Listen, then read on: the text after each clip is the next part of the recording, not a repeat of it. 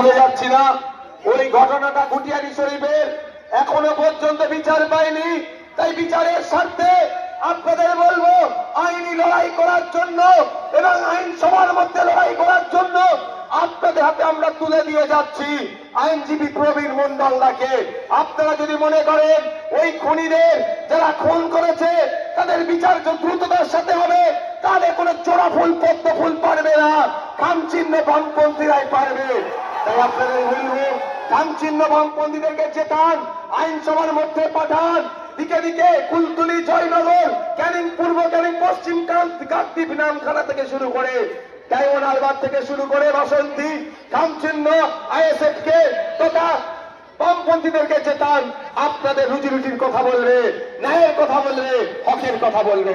তাই বন্ধুগণ, কোনটা গ্রহণ করবেন আপনাদের উপরে ছেড়ে দিচ্ছি।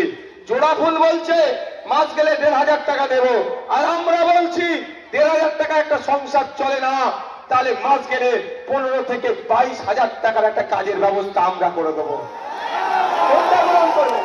কাজ নাই বলে পরিযায়ী শ্রমিক হয়ে ভিন্ন রাজ্যে চলে যাচ্ছেন, কাজ হারিয়ে, কাজ তো পাচ্ছেন, এখানে কাজ পাচ্ছেন না, ভিন্ন রাজ্যে চলে যাচ্ছেন, আর ওখানে বাংলায় কথা বলার জন্য লাশ হয়ে অনেককে ফিরে আসতে হচ্ছে। তাই আপনাদের কাছে বলছি, এখানে এমন কর্মসংস্থান মমতা ব্যানার্জির আমলে হচ্ছে না। আপনারা আমাদের জিপিএ বিধানসভার মধ্যে পাঠান, সরকার গঠন করতে সহযোগিতা করুন।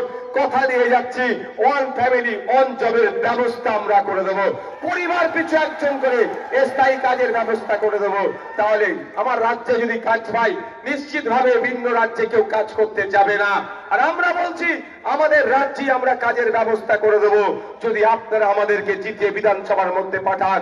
এই ক্যানিং পশ্চিম থেকে প্রবীর মন্ডলদা যাবে, ক্যানিং পূর্ব থেকে আমাদের আরাবুল্লাহ যাবে, ভাঙড় থেকে আপনাদের নওশাদ ভাই যাবে, যাদবপুর থেকে বিকাশ স্যার যাবে, দমদম থেকে দীপশিতাদি যাবে, উত্তরপাড়া থেকে মীনাক্ষী দি যাবে, মধ্যমগ্রাম থেকে প্রিয়াঙ্কা মন্ডল যাবে, বারাসাত থেকে যাবে ফরওয়ার্ড বুলার থেকে, রামডাঙ্গা থেকে যাবে বিশ্বজিৎ দা, অশোকনগর থেকে যাবে তাপস দা। এইভাবে করতে করতে 148টার ম্যাজিক ফিগারে পৌঁছালে আপনাদের কথা দিচ্ছি, আমরা আপনাদের জন্য লড়াই করব। আপনাদের শিক্ষা, স্বাস্থ্য, কর্মসংস্থানের কথা বলবো। শুধু তাই নয়, আজকের দিনে দেখুন, একজন অসংগঠিত শ্রমিক আনস্কিল লেবারের 200 টাকা, 250 টাকা, 300 টাকা রোজে কাজ করতে হচ্ছে। এটা বন্ধ করব। আমরা সেই রোজটাকে বেরিয়ে 600 টাকা ব্যবস্থা করব। তাই আপনারা কাকে গ্রহণ করবেন আপনাদের উপর নির্ভর করছে। আমি এতটুকু কথা আপনাদের বলে, আমার আর একটা প্রোগ্রাম আছে ভাই, এখান থেকে 2 ঘন্টার রাস্তা, 9টা পর্যন্ত পারমিশন আছে, সুতরাং আমাকে বেরিয়ে যেতে হবে।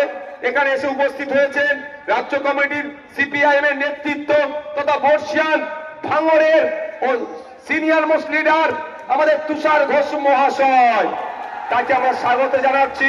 আমরা ঐক্যবদ্ধ হচ্ছি, দলবদ্ধ হচ্ছি, বাম-আইএসএফ ধর্ম নিরপেক্ষ গুলো এক হচ্ছে, বিজেপিকে আটকাতে হবে আর তৃণমূলকে হারাতে হবে। আপনি আছেন তো নাকি? যদি মনে করেন তৃণমূল, বিজেপিকে আটকানোর জন্য তৃণমূলকে লাগবে, তাহলে দেখুন 2011 তৃণমূল ক্ষমতায় ছিল না, বিজেপি ছিল না, 16তে 11 ক্ষমতায় পরিবর্তন হলো, বিজেপি বার হলো। তাই আপনাদের বলবো যদি বিজেপিকে সত্যিকারের অর্থে আটকাতে চান, আইএসএফ বামপন্থীদের দিকে দিকে হাতকে শক্ত করুন, আমরাই পারবো আটকাতে।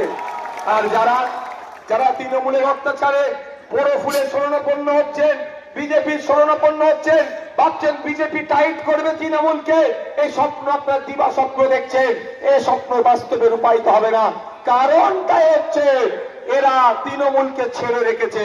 যদি মনে করেন তৃণমূলের তোলাবাজি, কাটমারি, কয়লা চুরি, বালি চুরি, গরু পাচার, মিড ডে মিল চুরি, যত ধরনের দুর্নীতি আছে এইগুলোকে বন্ধ করতে হবে।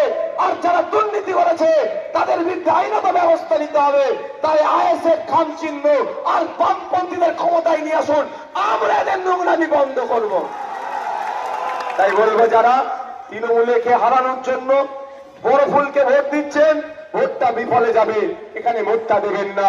অনুরোধ করব, আপনাদের ভোট খামচিহ্নে দিন। অ্যাডভোকেট আমাদের দাদা আছে, আপনাদের জন্য লড়াই করবে, আপনাদের জন্য কথা বলবে, ন্যায় প্রতিষ্ঠা করবে। তাই বন্ধুগণ, আপনাদের হাতে যে অস্ত্র আছে এর থেকে বড় অস্ত্র আর করে রাখাই নাই। আর্টিকেল 326 ভোটদানের রাইট, তাই রাইটটা 29 এপ্রিল সকাল সকাল খাম চিহ্নে দেবেন। এই বলে বক্তব্য শেষ করছি। শুধু এতটুকু কথা মনে করিয়ে দেবো, এসআইআর ও ওয়াকাফ আন্দোলনের সময় মমতা ব্যানার্জি বলেছিল দিল্লি গিয়ে আন্দোলন করো। তাই আজকে সময় এসেছে মমতা ব্যানার্জি তার দলের লোককেও বলা দরকার, 29 তারিখে বুঝিয়ে দেওয়া দরকার, 4 তারিখে গণনার মাধ্যমে বলে দেবো যে ওয়াকাফ মাদ্রাসা, মসজিদ, ঈদগাহ, কবরস্থান তথা ওয়াকাফ সম্পত্তি বাঁচানোর কথা যখন হচ্ছিল, দিল্লি যাওয়ার নিদান দিয়েছে। এবার আসুন 29 তারিখে এমন জায়গায় ভোট দেবো আপনাকে অটোমেটিক্যালি দিল্লি চলে যেতে হবে। সব ভোট আমরা ইপিএফ মেশিনের 4 নম্বরে দেবো। মনে আছে তো নাকি ওয়াকাফের সময়? আর এই নওশাদ সিদ্দিকীদের করা মামলায় আপনার বাপ দাদু কবর, এখন যে কবরে শুয়ে আছে, কবরটা ভেঙে বুলডোজার চালিয়ে দেয়নি, এখনো সুরক্ষিত আছে। এই নওশাদ সিদ্দিকীর করা মামলার জন্য একটু মাথায় রাখবেন। আর ওইদিকে ওরা বলে নাকি আমাদেরকে বিজেপি নাকি আমরা সহযোগী। বিজেপি আইন নিয়ে আসছে, আপনার দাদুর কবরটা কেড়ে নেবে, আপনার মসজিদ কেড়ে নেবে, আপনার মাদ্রাসা কেড়ে নেবে, আপনার ওয়াকাফ সম্পত্তি কেড়ে নেবে। আর ওই আইনকে আমি মামলা করে আটকে দিচ্ছি, আমি আবার নাকি বিজেপির সহযোগিতা করছি। এরা এদেরকে কি বলবেন? পাগল বললেও কম হবে না। তাই এই চোরের দলের হাত থেকে বাঁচতে চান, তাই আপনাদের বলবো আমরা ক্ষমতায় আসলে ওয়াকাফ সম্পত্তি যেমন উদ্ধার করে ওয়াকাফ বোর্ডের হাতে তুলে দেব, একই ভাবে এখানে কথা দিয়ে যাচ্ছি আমরা ক্ষমতায় আসলে দেবদেবীর নামে, মন্দিরের নামে, শ্মশানের নামে, জাহেরখানের নামে যে সম্পত্তিগুলো ছিল তৃণমূলের আমলে ফেক দলিল বানিয়ে সেগুলো তো লুটা হয়েছে, আমরা ক্ষমতায় আসলে এই সম্পত্তি উদ্ধার করে মন্দিরের সম্পত্তি মন্দিরে ফিরিয়ে দেব, দেবদেবীর সম্পত্তি দেবদেবীদের নামে ফিরিয়ে দেবো। কথাও আপনাদের দিয়ে যাচ্ছি। বন্ধুগণ, এসআইআর নিয়ে বুঝতে পেরেছেন তো? এসআইআর অনেকের নাম বাদ পড়েছে। আইনি লড়াই চলছে। আমার মোস্তারি বানু বামেদের নেত্রী লড়াই চলছে। বিকাশ স্যার আমার মামলা দেখছেন, মোস্তারি বানুর মামলা দেখছেন।